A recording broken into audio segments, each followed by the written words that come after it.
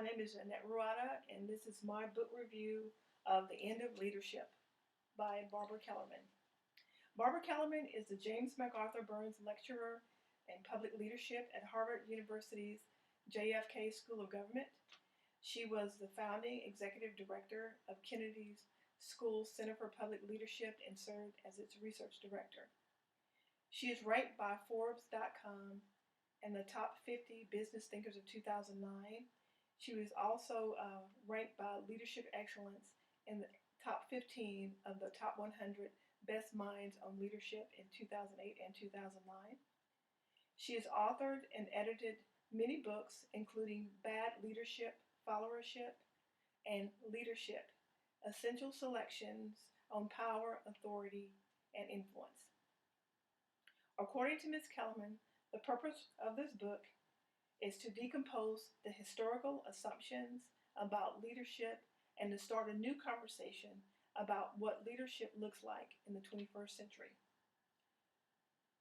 Her target audience are business leaders, political leaders, and community leaders.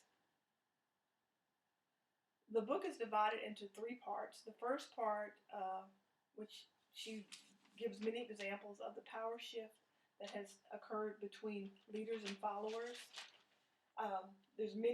She gives many historical and contemporary examples of the changes that occurred in the United States and around the world, and how their decline for respect of leaders has taken place, and followers are now demanding more from their leaders, and the leaders are being forced to succumb to what followers' wishes. She also talks about how technology has played a role in this decline of leadership, that the mixture between information, expression, and connection has changed the balance of power between the leaders and the followers, and giving followers more power. And one example that she gave was the Arab Spring that has occurred in the Middle East. Part 3, she talks about the social contract. Part 2, she talks about the social contract of the undermining the understanding.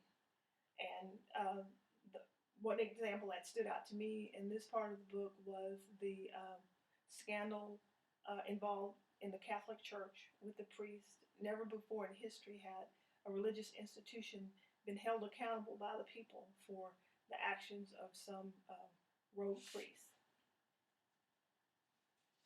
In part 3, she talks about the leadership industry and how originally leadership was an American phenomenon, but now it has become a global industry. And one example that she gave that stood out to me was she said that teaching leadership has now become the way to make money. She gave the example of Wharton School of Business offered an executive development 2-week class, and it costs $24,750 per student. Shortcomings of this book, I thought she focused more on followers' rebellion against leaders than on how leaders can become better leaders. She touched briefly on Robert Greenleaf's servant leadership and transformational leadership as a possible solution, but nothing else. She also addressed the problem of changes needed in how leadership is taught, but doesn't give any advice about what should be changed.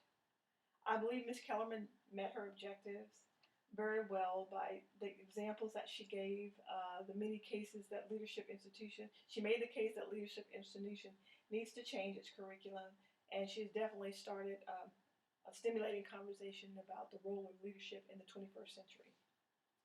I would definitely recommend this book for all individuals who are in leadership and those aspiring to be leaders.